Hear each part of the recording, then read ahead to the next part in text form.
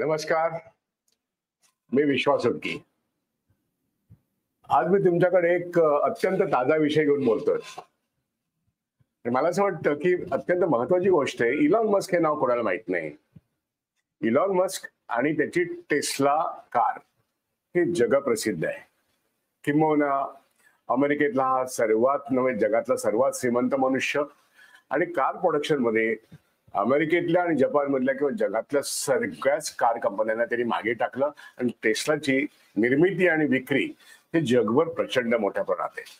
आणि हल्लीच्या काळात जेव्हा इलेक्ट्रिकल व्हेकल्स निर्माण होऊ लागल्या त्याच्यामध्ये सुद्धा पहिला जो मोठा प्रयोग आहे उत्पादनाचा इलेक्ट्रिक व्हेकल्सचा तो अर्थातच टेस्लाने सुरू केला. अमेरिकेतला हा बिग शॉट आता तर म्हणजे डोनाल्ड ट्रम्प यांच्या मंत्रिमंडळामध्ये एक सल्लागारच आहे. आता सल्लागार पदावरून त्यांची टीम किती दिवस काम करते आणि केव्हा बाहेर पडेल हा एक वेगळाच प्रश्न त्यांच्याकडे होऊ शकतो. कारण तो असा पण निर्णय वाचनात आलेला आहे की एलॉन मस्क आता त्यांच्या मंत्रिमंडळातून बाहेर पडणं आणि त्याच्या व्यवसायाकडे लक्ष देणं हा त्याचा एक भाग आहे. आता जो विषय येतोय की भारतामध्ये तो एक प्लांट म्हणजे टेस्ला ह्या कारचं इलेक्ट्रिकल व्हेकलचं उत्पादन हे भारतात करावं असा त्यांनी एक मनोदय व्यक्त केला. आणि आता कुमारस्वामी HD कुमारस्वामी म्हणजे देवेगौडाचे सुपुत्र केंद्रीय मंत्रिमंडळात आहेत त्यांच्याकडे मंत्रालय आहे. त्यांनी स्वतःच सांगितलं की आता एलॉन मस्क यांनी हा त्यांचा जो इरादा आहे की त्यांच्या इलेक्ट्रिकल व्हेकल्सचं वाहनांचं कारचं उत्पादन आता भारतात होणार नाही असा त्यांनी निर्णय जाहीर केलेला आहे.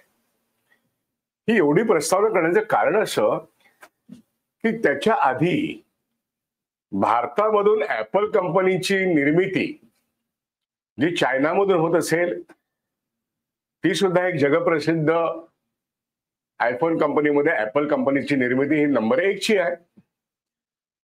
चीनमधून ते निर्माण होत होतं आणि आता भारतातून निर्माण होईल. त्यामुळे भारतीय अनेक उद्योजकांना फायदा होईल, कामगारांना फायदा होईल आणि अर्थातच भारताच्या GDP मध्ये एक मोठा हिस्सा आणि GST मध्ये एक मोठा हिस्सा याचा निश्चितपणे असेल.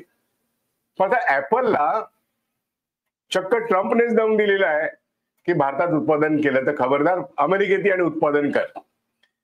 आता ही ट्रम्पची जी दादागिरी आहे ती ऍपलवर चालली अशा तऱ्हेची काही बातमी एलन मस्कला ट्रम्पने काही आदेश दिला का हे आपल्या ऐकिवात नाही किंवा छापून कुठे आलेलं नाहीये किंवा माहितही नाहीये.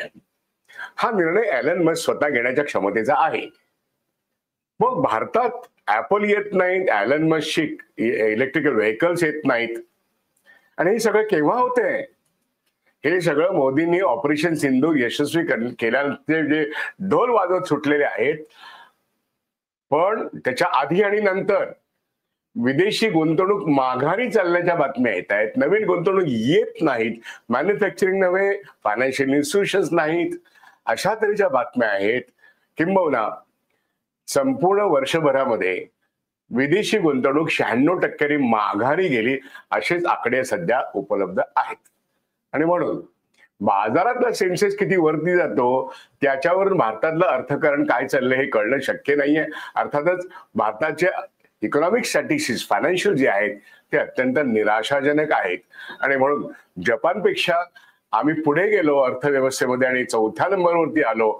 हे जेवढं भंपक आहे, हे जेवढं असत्य आहे आणि GDP आणि पर कॅपिटा इन्कम तपासून न बघणारा जो सुशिक्षित मध्यम वर्ग आहे त्याला मोदी भक्तीमध्ये रंगून गेले. त्यांच्यापुरते ठीक आहे की आम्ही जपानला मागे टाकलं, आम्ही ग्रेट ब्रिटनला मागे टाकलं.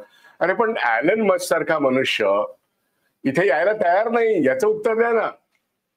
किंवा ऍपल यायला तयार झाले तर ट्रम्प त्याला इथे उत्पादन करू देत नाहीत आणि मोदी त्यांचे माय फ्रेंड म्हणणारे आमचे महाशय पंतप्रधान हे ऍपलला रोखू शकत नाहीत आणि एलन मस्कला जवळ घेऊ पण शकत नाहीत. आपल्या देशाचे विदेश मंत्री काय, वित्त मंत्री काय, पंतप्रधान काय किंवा सरकारमधले कोणतेही प्रतिनिधी काय आज डोनाल्ड ट्रम्प यांच्यापुढे निष्प्रभ ठरतायत असं दिसतंय. आणि एलन मस्क त्यांच्या मंत्रिमंडळातला एक सहकारी आज असा पण निर्णय जाहीर करतो 2 दिवसापूर्वी जे HD कुमारस्वामींनी जाहीर केलेलं आहे. Elon Musk is not interested in manufacturing electrical vehicles in India. Elon Musk खरोखर आला असता तो हजारो हजारो लोकांना भारतामध्ये काम मिळालं असतं. अशा तऱ्हेच्या मॅन्युफॅक्चरिंग सेक्टर मधल्या FDI येणं हे निश्चित चांगलं आहे. आपल्याकडे FDI अशा तऱ्हेचा येत नाहीये ही आपली तक्रार गेली काही वर्ष आहे. मॅन्युफॅक्चरिंग सेक्टरमध्ये FDI येणं हे आवश्यक आहे, पण आता कोणीच FDI आणत नाहीयेत. आणि दावोसला जाऊन आमचे मुख्यमंत्री मात्र फडणवीस साहेब 16 लाख 17 लाख कोटीचा वायदा करतात. मग महाराष्ट्रातल्या अर्थकारणामध्ये पावसाळी अधिवेशनामध्ये या आलेल्या किंवा येऊ घातलेल्या FDI विषयी एक श्वेतपत्रिका आता जाहीर करा की महाराष्ट्रातलं FDI तुम्ही जे दावोसला जाऊन आणलं ते खरं तर भारतातलंच होतं. त्यातलं प्रत्यक्षामध्ये किती FDI आता येत आहे किंवा आलेलं आहे त्याच्याविषयी बोला असं सांगावं लागतं. ॲलन मस्क येत होता आणि गेला, ऍपल येत होतं आणि गेला. मग फडणवीसांना प्रॉमिस केलेल्या लोकांना ते येणार की ते भारतातलेच आहेत, बाहेरचे नाही आहेत. MOU त्यांनी जाऊन डावोसला केलेले आहेत.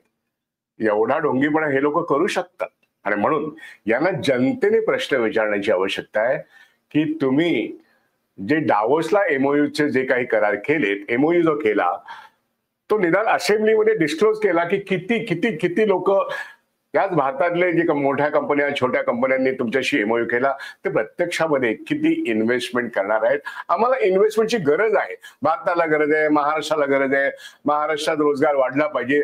पण अशा बकवास गोष्टींना आता थारा नाहीये, कारण ऍपल नाही, EV कार्स नाही ज्यांच्या, कोणाच्या, टेस्लाच्या. मग अशा 2 मोठ्या अमेरिकन कंपन्यांनी आपल्याला निराश केलेला आहे, ज्या दोन्ही गोष्टी मॅन्युफॅक्चरिंग सेक्टरमध्ये येणार होत्या.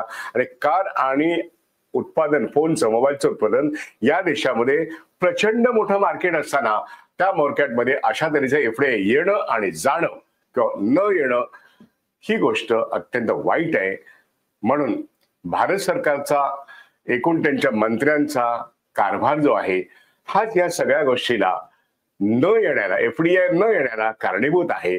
त्यामुळे भारतातली लोकशाही पद्धतीवरती काही आक्षेप, संविधानाच्या विरोधात जे एकूणच या देशातले कॉर्पोरेशन आणि सरकार वागते याबद्दल, किंवा या देशामध्ये कायद्याचं राज्य नाही याबद्दल मोठ्या आंतरराष्ट्रीय कॉर्पोरेट भांडवलदाराचं मत झालंय का? आणि भारतामध्ये जर कायदा पाळला जात नाही, कामगार कायदे मोडकळीस येत आहेत आणि गव्हर्नन्सचे प्रश्न आहेत असं वाटून ॲलन मस्क आणि ॲपल भारतात येतच नाहीयेत, तर मग भारतामध्ये रोजगाराचा प्रश्न सुटणार कसा? या प्रश्नाचा वेध घेत मी आज हा मुद्दा तुमच्यापुढे मांडलेला आहे.